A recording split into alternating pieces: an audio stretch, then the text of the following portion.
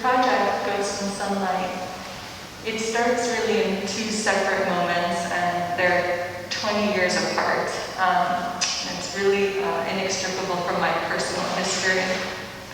So I've been, for as long as I can remember, really obsessed with ideas of othering and belonging, and how race, ethnicity, and class form our identities. These are the themes of my childhood.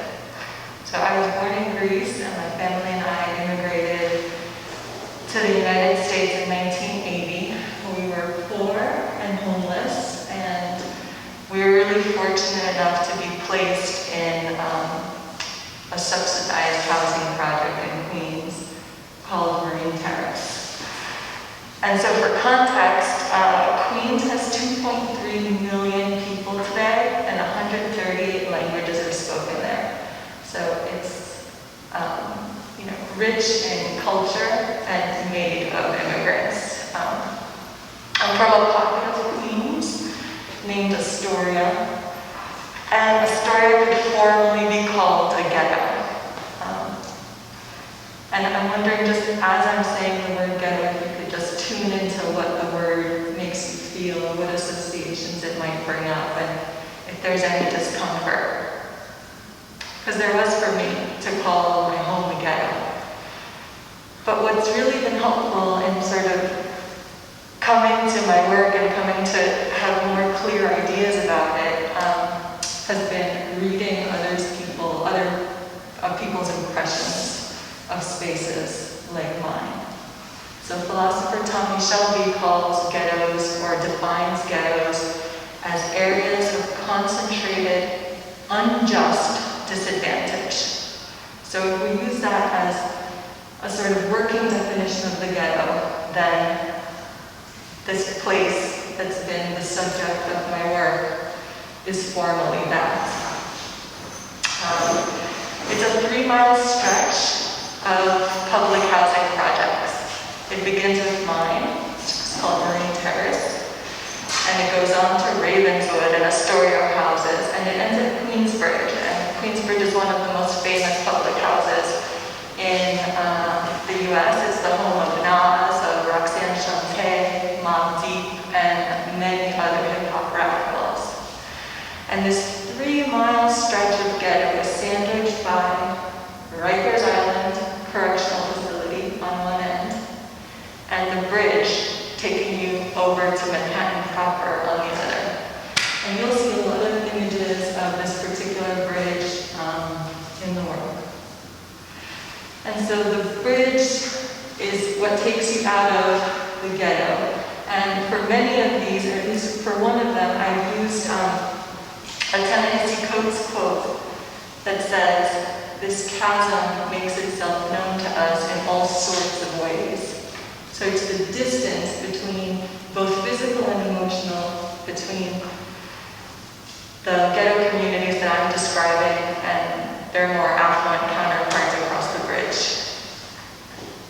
So I started making some of these photographs when I was 15. My brother had gifted me a Canon camera. And at that point, I was already really interested in counterculture, so I was tagging up every surface I could around my neighborhood. But I hadn't had a way to really be an image maker other than leaving this surrogate tag on walls. And so what the camera allowed me to do was to sort of be out in spaces and live in a realm of ideas. So not just in, sort of mark making, but actively looking, observing, and with that came critique. And so what I was really interested in looking at in the beginning were marginalized communities. I was spending a lot of time in downtown Manhattan. I was photographing the drag community. I was photographing the alternative youth community of which I was a part, so punk kids, hip-hop kids, and then I was photographing myself and the project. And so a lot of these images, a lot of the self-portraits and the images of smokestacks date from that time.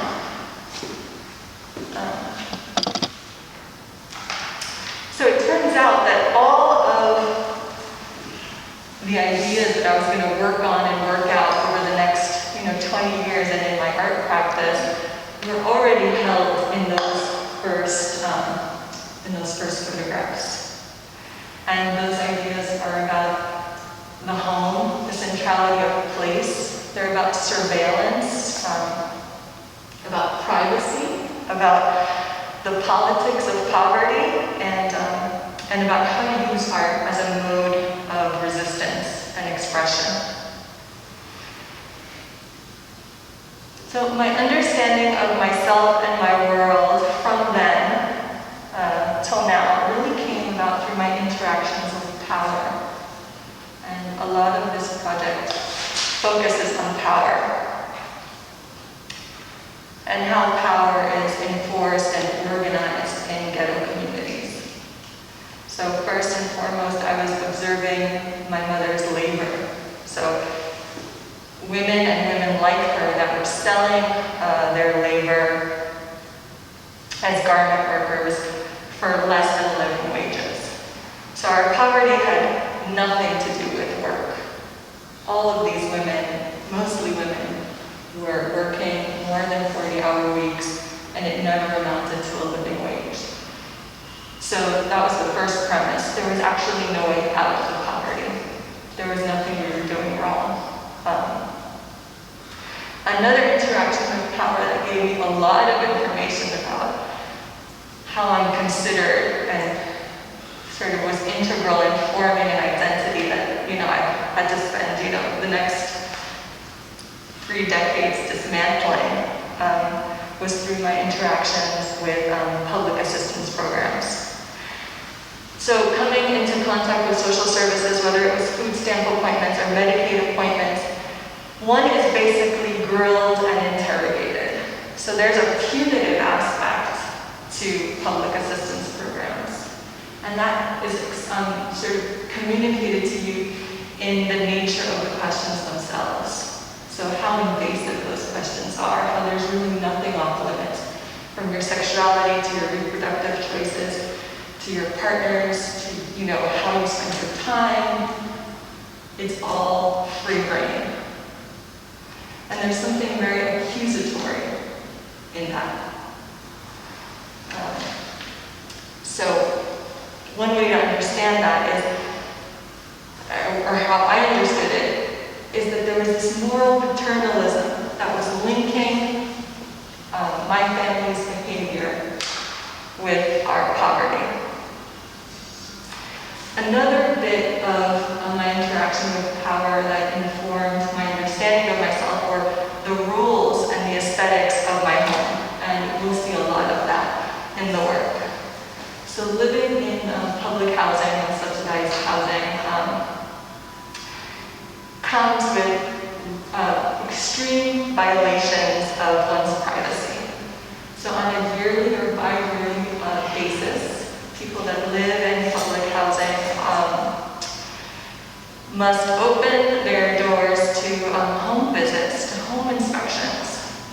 And if we consider that many residents in public housing don't speak English, don't read English, not at least as well as they might, the rules of what was expected of us during these visits was really difficult to decipher.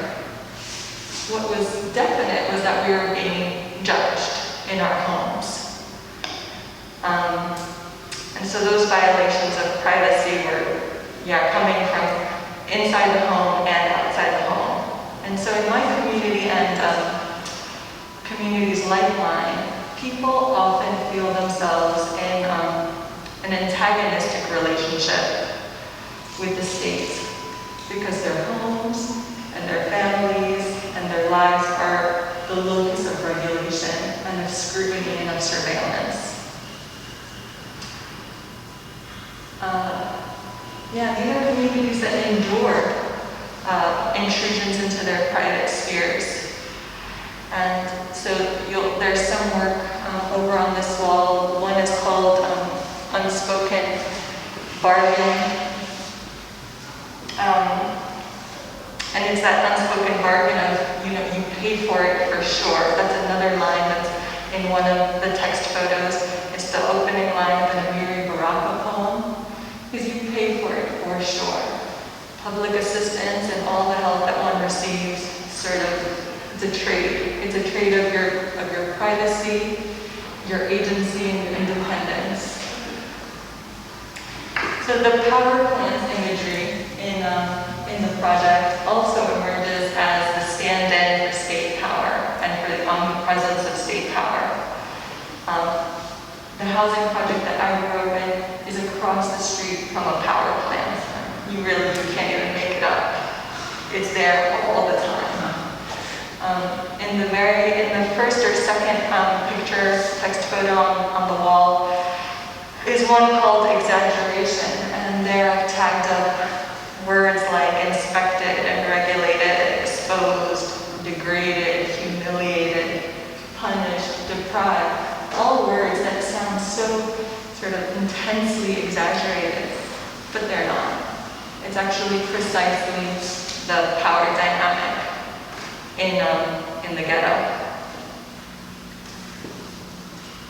So this constant fixture of power, presence of power, really compelled me to ask, what I was being told by the glaring lights, the video cameras about myself and my community. But there was a second narrative, and that narrative was outside the hood.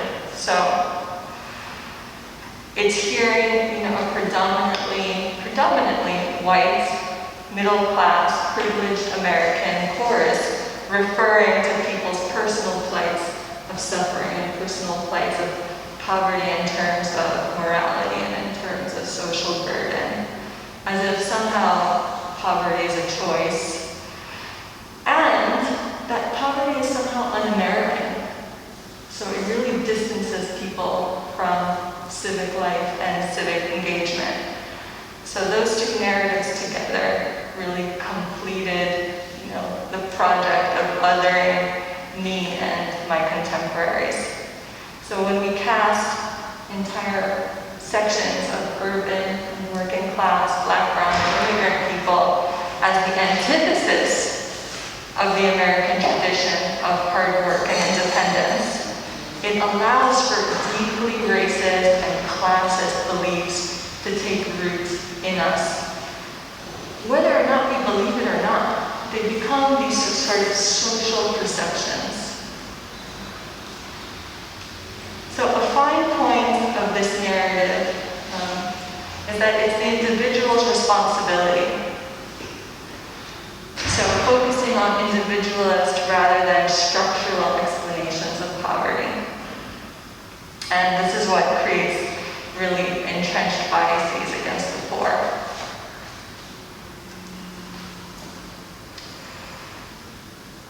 So Ghosts in Sunlight ended up telling a structural story through a personal lens. And in other words, it's a public narrative about social justice issues central to areas of concentrated unjust disadvantage, just embodied in the singular. And what I'm really interested in doing in my work as an artist and as a cultural worker is not only using personal narrative sort of as a mode of expression, personal expression, but as a tool in dismantling systems of injustice and creating new and more accurate narratives about the poor and about the centrality of systemic racism in the politics of poverty.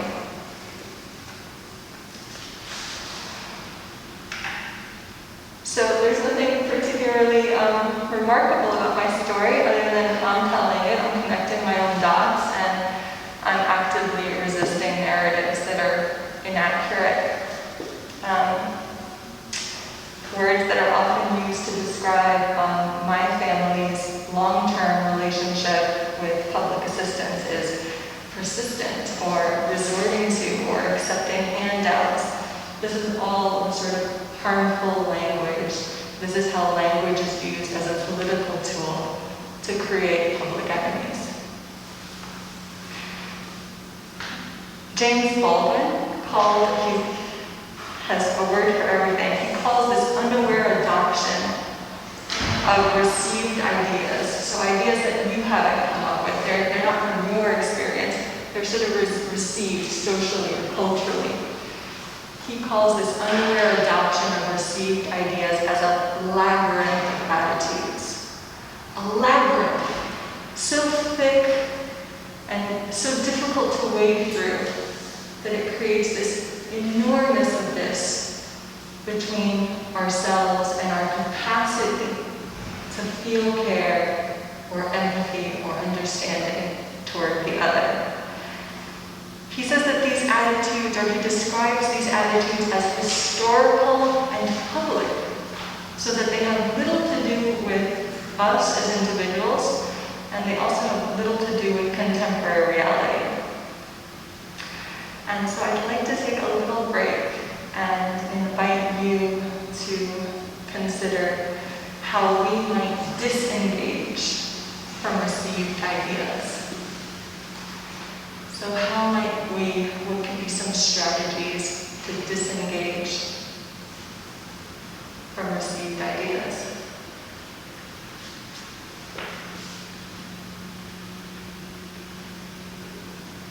I mean, one way is precisely what we're doing today, is, coming together in public spaces and talking about it. Any ideas?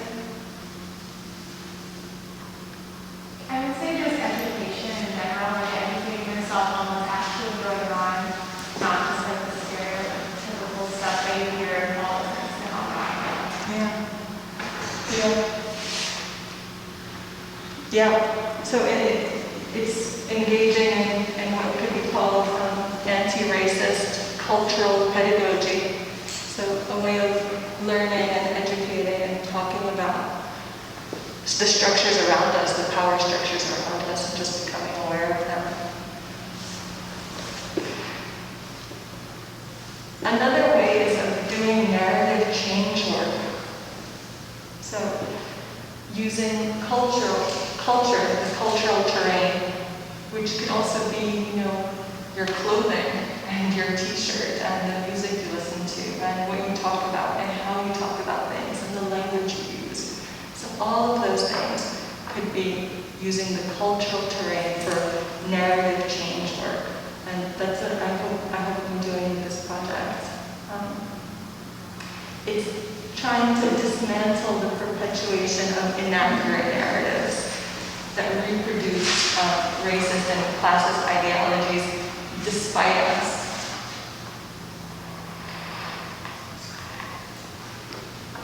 So another way, does anyone have any other ideas about disengaging from received ideas?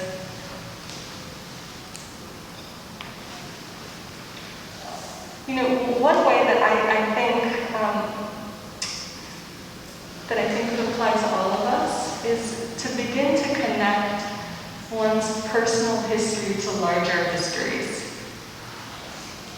So to see oneself as a transmitter of legacy and ideas, and to cultivate the capacity to identify the cultural and economic forces that shape us, to sharpen this awareness. And that's something that we could all do. Ta-Nehisi Coates says, I was always translating. So he was always translating about what it means to be Black in America. And I was always translating about what it meant to be a poor immigrant. And all of you are always translating what your particular station, reality, means in the context of a wider American society. So that's something that we could all do. It's about translating your own references and becoming sort of alive to them and knowing that they're important. Like it's important if you live in a suburb. It's important if you live in a suburb that's mostly integrated, or a suburb that's completely segregated, or if you're rural, or if, all of your references are of vital importance because you bring them with you as your education into the world. It's the lens through which you interact with everyone works. And That's just racism veiled in other words. We deny formal economic segregation. We deny the cultural and the institutional postures that tell poor and working class people that their lives and their labor are worth less. And neoliberal ideology denies that power structures actually shape people's lives. So I'm going to pause here, and if we have time, we can pivot and talk about hip-hop and urban art, but first I'd really like to take your questions or comments. So as you were looking around and photographing or framing, did any of the material seem to relate to you personally? Or resonate with things that are important to you? Did you decide to put which words or phrases into your work? What's that? How did you decide to put what words or phrases into your work? How did I decide?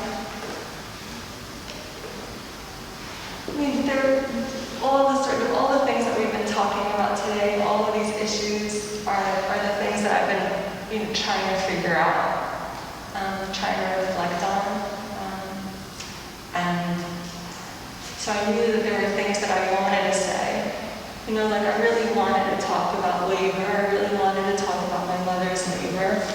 You know, and so trying to make $1 out of 15 cents. I mean, that's just something we say. It's just something, something we say in the hood. You know, it's like you're trying. You know, you're trying so hard. You're working so hard. You're trying to like really put your pennies together. It's not a joke.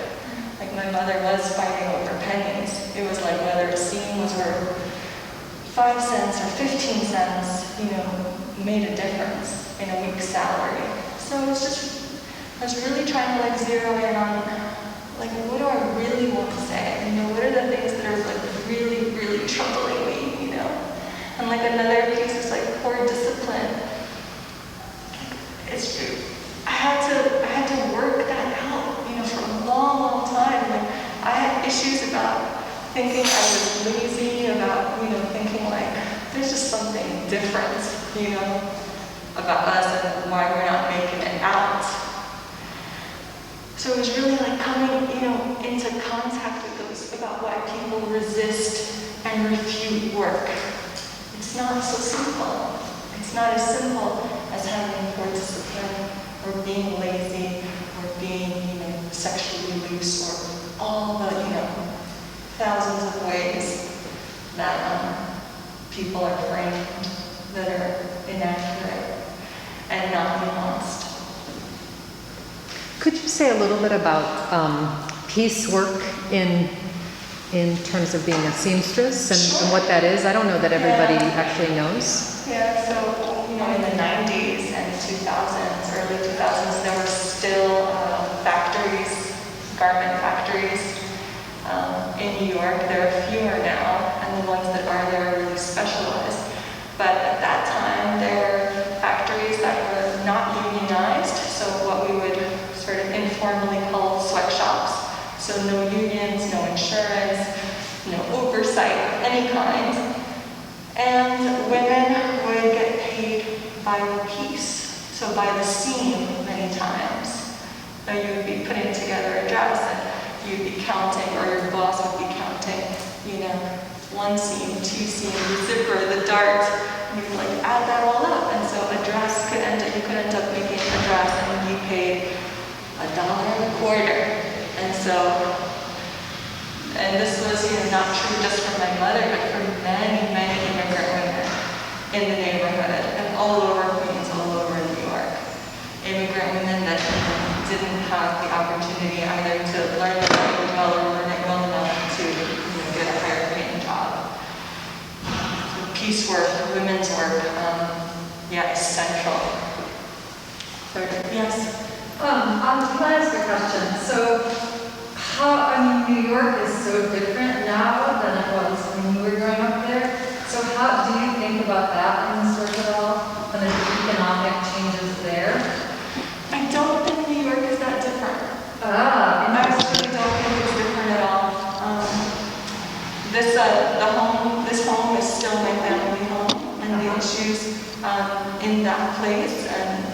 poverty generally remain the same. So while it can be true that wealth has expanded, and the demographics of this particular ghetto might have changed a little bit. So as people move into whiteness, move into wealth, begin to leave these neighborhoods in really small percentages, but they do. So the demographics have changed. Astoria, which is predominantly Latinx, Black, and Greek, is now predominantly Muslim. So, there are new waves of immigrants and new waves of poor people, but the actual issues at play remain the same. Can you tell a little bit more about that picture up there? About this lottery ticket, please. I think I had read somewhere that the lottery was considered a poverty tax, because they collect money and taxes off the lottery tickets. They're predominantly bought by poor people. And it was definitely part of like the landscape of being a child.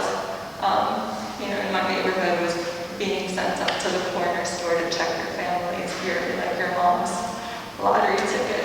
And I wanted to make a drawing of them. So those are New York City lottery tickets. And I think I will take a minute to talk about hip hop. Because hip hop very much teaches us about alternative ambitions and other ways of being. So, my friend and Columbus artist, DJ Quainziga, has put together a set. It's about an hour long and it's available online at the Otterbein art website. And if you ever, are at home and you care to listen to it, it's such a good mix. So hip-hop culture for me has been, if I want to look at it sort of in a detached way, it's like this out group coming together to create a really elaborate and self-determined world with its own rules and its own aesthetics. And I tried to do that in this project. And there's a bridge photograph, text photo, with which the exhibit sort of ends, and it's called Desire into Light. And it's about creating self-determined spaces free from state power. So it's an image of a roof, and the roof is where we would congregate to rhyme, to do the things kids do. But the text on that photo says, it was always more important what others said about us, not what we said about ourselves. But on the roof, it was our desire and delight. So it's that spirit of creating spaces free of power, spaces of expression, and try to take that idea and to bring it into public spaces, like bring it into spaces even like this. So this is the power dynamic underlying the entire arrangement. And it's actually never hidden from view. What it's hidden from is from our dialogue. And because of what Audre Lorde calls a disciplined attention. So when you mentioned about just educating oneself or beginning the question, it requires a disciplined attention to actually what's going on around you. And so I hope that the photographs and the text photos and the paintings emerge as a form of resistance insofar as they frame these mechanisms of marginalization. The other point that I could not make is that white supremacy is deeply implicated in the existence of ghettos such as mine. The economic segregation of the ghetto is a direct legacy of systemic racism in the country. And that we have to link white supremacy to its economic ideology. There's a counterpart to white supremacy, and that comes with its economics. an economy of extraction, an economy that exploits labor, an economy that doesn't pay fair wages for labor. Essentially, stolen labor is what keeps people economically segregated in ghettos. Naomi Klein asks us to, quote, see the utility of racism in the capacity to write off entire populations as other, as integral to the proliferation and maintenance of an economy designed to fortify the wealth and power of the few. So in addition to the work being done by Black-led multiracial uprisings today, we have to consider that there's no racial justice without economic justice, that one is impossible without the other. And this isn't a new idea. This was a main tenet of Martin Luther King's 1968 Poor People's Campaign. It was in the 10-point plan of the Black Panther Party. It was one of the major tenets of the Black Radical movement, that there was no racial justice without accompanying economic justice.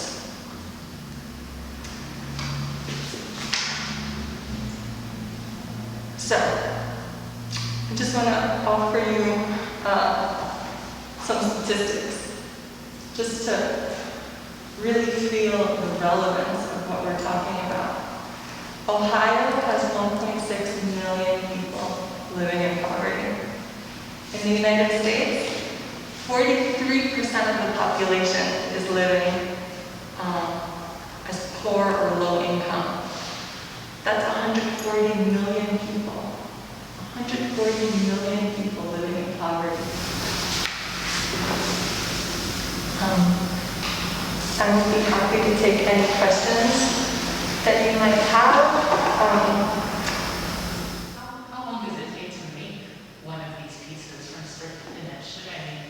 I know years go into each of them in a way. There are like many phases to the process actually. So there'll be just the photographing, so going out. I live in Columbus now, so when I go back to New York, I always spend some time photographing, so that's the first part. Sort of a second and really important part of my practice, and I know that all of you keep lab notebooks too, but what I do is, along with sort of the visuals, after I take the photographs, I'm doing like a lot of reading and note-taking and sort of filling notebooks up with ideas and words and concepts. And I'll have like a running list of like, I don't know, 50 things or 50 titles or, like pieces of text that I really want to use, and then I'll go back and kind of look at, all the photographs and wait for them to sort of attach to one another. And they often do. Like I'll print out, 4x6s of all the photographs I've taken, or all the photographs that I think that are, good. And I'll just sort of meditate on them and look at the text, and they find a way to attach to one another. And then there's the actual writing. So after the photograph is printed in the size that I'm interested in making, I will mask out the photograph and just go into it and go in and start writing. And so once the writing starts, the writing doesn't stop until it's complete. For me, like I like that feeling of being committed, of being all in, and also like that feeling of labor, that my hand won't stop like until it's done. And that's very much the ethos of the laborers that I've known. Can you talk about how you made the pieces behind you? Because it's a little deceptive. Yeah. So the projects that I've been to, our ceilings are made of spatula plaster, and spatula plaster really doesn't hold up very well. It often falls. So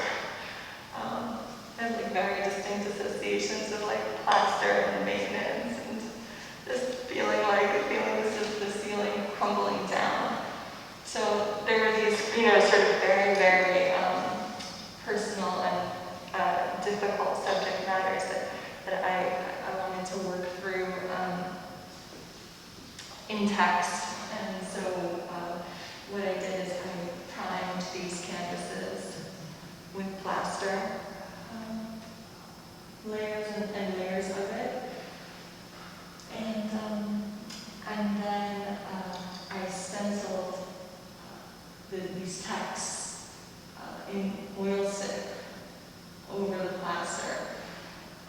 And it was like the most labor-intensive work that I've done because after writing the text, like I did map out like how much text could fit on each line, and I had to keep editing and editing and editing. Like, so I mean, you know, because you guys all keep lab notebooks, I also brought mine, but like in this like lab notebook, in this notebook journal, like for these sheet panels, like I wrote that text over like 10 times for each one. Like it was just so labor intensive, and also just keep like I was working on it and working on it, like trying to get every word to like mean exactly what I wanted to say. And that feels like very much like the whole project is such a strong hip hop sensibility for me. Like getting your words like precisely right, you know, getting like that rhythm exactly right, saying what you want, but saying it like in the most economic way. Yeah, so that's the story of these panels. Thank you. Like at least this one for sure, it's called The Block. A lot of the collages came out of you know, making a mistake, like making a text photo that just wasn't working. Like it either wasn't exciting to look at to me or just wasn't a successful picture. Can you say something about the fabric pieces? The fabric pieces are some of the most recent work along with the collages.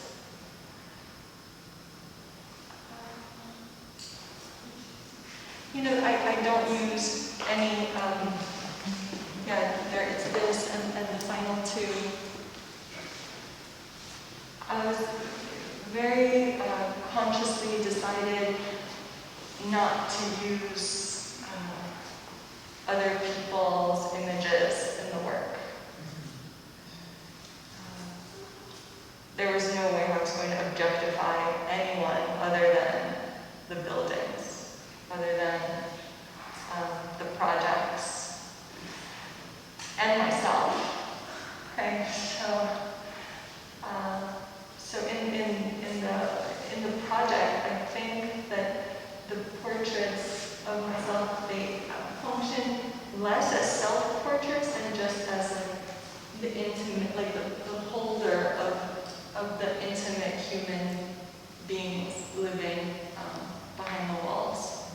So it was important that it came up that they started to feel like very sensual, very intimate, very private.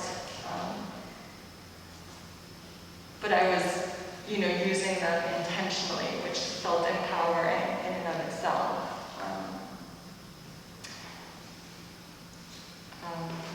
But yeah, there's that tension of, I'm talking about communities, or I'm talking about poverty, so where are the people? And it's that tension of the invisibility of being at once hyper-visible and invisible, and also just not wanting to do any of the work of reinforcing any other stereotype other than my lived experience. So then, so I hadn't thought of this before, but as you describe that, by not photographing people in the environment, you're actually creating a different narrative. Because that's what people would expect. I mean, that's what we see pretty much predominantly in depictions. Yeah, it was really a conscious, there was a conscious moment, somewhere like halfway into like making the work, where I said, okay, so what I'm doing is I'm objectifying the ghetto. I'm going to do something, different. So the text photos try to frame really the mechanisms of power. Like what's being used, what's being communicated by the aesthetics of this place. So right behind the camera are two pieces side by side. And they both have the signs, the video cameras, the glaring lights, like what is it that aesthetic is communicating to the people like behind those brick walls? It's just, you can't really separate your identity from all the things that you're being told. I'm wondering if just as a group we could address the issue of comfort and discomfort and the role of discomfort in learning or kind of moving into new spaces. I don't know if you all want to say something about it with respect to the work you do as teachers, as educators, or Magda, if you want to say something that I feel like that needs to be spoken out loud in this context because, there's the possibility for discomfort in looking at this work. Yeah, it's incredibly uncomfortable for me to talk about all of these things. I understand its value, the value in talking about it, and so, I feel like I'm stretching every time I'm sort of with a group like this. It's not at all what I particularly enjoy doing. I enjoy being in a studio and working on these things alone and isolated, and I find it really challenging to say words. I no longer find the word ghetto challenging now that I have a definite definition that I can stand behind. But even talking to all of you about white supremacy or systemic racism in my neighborhood as organizing principles of my home. That's a very sort of physically uncomfortable place for me to be in when I say it. Because part of this work has been being really precise about language, but also being really aware of the way overuse or misuse of words seems to either change their definition or to make them feel less potent. And so, I'm hyper aware of that.